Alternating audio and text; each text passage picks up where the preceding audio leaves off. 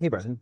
Hello. So, welcome to Civic Punks, and I'm here with my good friend Brenton Caffin. Well, first off, Brenton, why don't you introduce yourself? Who are you? Hello, everyone. Brenton Caffin. I am an Australian recovering public servant. There's a few of us around. A founder of co-founder of States of Change. Previously, also a Nesta, Taxi, the Australian Centre for Social Innovation, and a few stints in government in between. And I want to talk to you about some of the really interesting projects you've been involved in that have really had an impact, like looking across a couple of different years. And one of the ones that I was really inspired to learn about was the Adelaide Thinkers in Residence. So could you tell me a bit more about the program and where it came from? Sure. And I should preface this by saying I was very much one of many, many people that got involved in this program over the years. I have no hand in sort of kicking it off. But originally, the Adelaide Thinkers in Residence program itself spun out of our festival ideas, which was the first of its kind. I'm not sure if they've got them in Canada. We've now got them in several cities around Australia. But about 15 odd years ago, we set up the first festival ideas. A man named Greg Mackey, hi Greg, ran these and basically brought thinkers from around the world for 2-3 days to come to Adelaide and have some deep, meaningful conversations about all sorts of topics. Off the back of that, a conversation from Greg and the Premier at the time, Mike Rann, was reflecting on, it's great having these amazing thinkers here for 2 days. Imagine if we could actually persuade them to be here, spend 2 months with us, what we could do. And from that, the Thinkers in Residence program began. A lot of these sorts of people, leaders in their field, whether it's health, climate change, sustainability, creativity, social innovation, were invited to come and spend some time in Adelaide working with local partner organizations. So they weren't just sort of parachuted in. Often there was a call locally from local partner organizations who said, we'd really like to work with, Charles Landry, or Alona Kickbush or Jeff Mulgan, and we'd want to work on this particular topic. And we would effectively set out the terms of reference for this residency. And over a period of few months, they would come down, they would do talks, they would meet a bunch of people, and off the back of that, produce a report on what they saw, how that connected to what they were seeing elsewhere in the world, and what we could do next. And from that, quite a few institutions were established here in Adelaide, including Taxi, the Australian Centre for Social Innovation. Well, I think that's what really stood out for me about the program, because there's lots of really cool programs that are created, and some last for a while, some last for a short period of time. But in this case, the impacts are very clear. Taxi came out of that. So Taxi is the local innovation lab for public sector innovation here in South Australia. Yep. Creative Bureaucracy Festival has its roots there as well, because Charles Landry came and worked with Margie, and they wrote the Creative Bureaucracy book during his time here. Yep. And that then spun out and created the Creative Bureaucracy Festival in Germany a couple of years later. What are some of the other things that have come out of this? Well, some things. Some things we borrowed. So Roseanne Haggerty came and we sort of implemented the Common Ground, sort of Step Up from Homelessness project from New York, and we implemented that here in the CBD. So we've sort of taken ideas from elsewhere. We set up RAOZ, which is the Royal Institution for sort of science that's been going for 300 years in the UK. They set up an Australian arm, which is the first time they'd expanded beyond the UK. We had an integrated design commission, which looked at sort of the urban form and how to make places work better, following the residency of Laura Lee.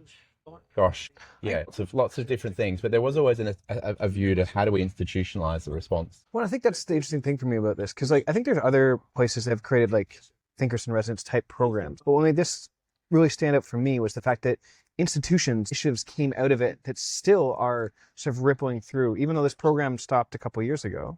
The impacts of it are immense. Yeah, look, I think it spoke to the time that it was set up. I think the fact that it had a very strong connection with the Premier at the time, so he was minded to back up good intentions with some funding to sort of give these ideas a bit of room to breathe. And I don't have the figures, but I think one of the interesting reflections when they did sort of a bit of a retrospective on the program was actually how much additional funding is leveraged in from other sources, philanthropic, federal money, and so on. We tend to think that these programs just come back with a check, with another ask. But actually, what they found was it helped to catalyze a good idea, and that actually crowded in a lot of funding from other sources. So it sounds like one of the things that led to its success, although I think also its demise in some ways, was its strong connection to the Premier. Is that right? Yeah, that's right. Strong connection and sort of sponsorship from the Premier, which it's always a challenge then when you've got new leadership and other priorities. And I think particularly when there was a change of stripe of government, I think that affected, well, that basically sort of ended the program for good. I think there's always a bit of skepticism about, and maybe this is a bit of the language that they use, this idea of that we're paying all of these global experts to come and think for us rather than think with us. So there was a bit of a few of us sort of said actually a more accurate description would have been to catalysts in residence, because actually what they were doing was they were helping to kind of bring something into being. It wasn't them sitting in a corner, like Rodin's sculpture. They were actually sort of helping to name something that the ecosystem already felt would be helpful, and they're sort of credentialing the ideas and giving a bit of amplification was what often got the thing over the line. Well, and you really see that because the thinkers, they were just there for a short period of time. Was it 4 months? Yeah, they normally come out for about 2 or 3 months, Yeah. and then they go away, and then they come back between sort of 3 to 6 months later for like another month or so, which would give time for them to kind of process what they'd seen, sort of work up some ideas, and effectively the sort of second tour was often to kind of consolidate what they had sort of seen and heard, play back some of their emerging findings, and then really sort of present a final report to government. But even though they were only here for a short period of time, the impact that the institutions and the people they worked with stayed, and that impact is being felt even to this day over a decade later. So if you were to advise a group, or you would stand up a program like this again, what would be the key elements of it that you would take from what happened before, and maybe something that you would do differently this time? I mean, key elements to keep was the importance of having local partners. This wasn't just the thinkers that the Premier in his wisdom decided to pull down. There was a dialogue going on between the local ecosystem and what areas that they felt it was important to work on. So that kind of distributed leadership, I think, is really quite important. It means when they do come down, they're quite integrated and embedded in a lot of the local conversations that are already taking place.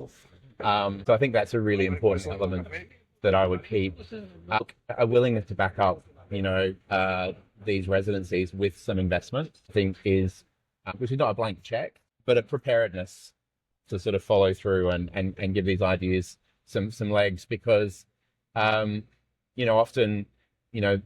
these new institutions or new ideas kind of need a little bit of runway to actually prove their value before you can bring others on board in terms of financing. So I think that's another really important piece as well. In terms of things I'd lose, look, it was, for what it was, I thought it was a really, really effective program. Maybe the title. Yeah, you didn't Catalyst in Residence. Absolutely. Amazing. Thanks, Brenton. No worries.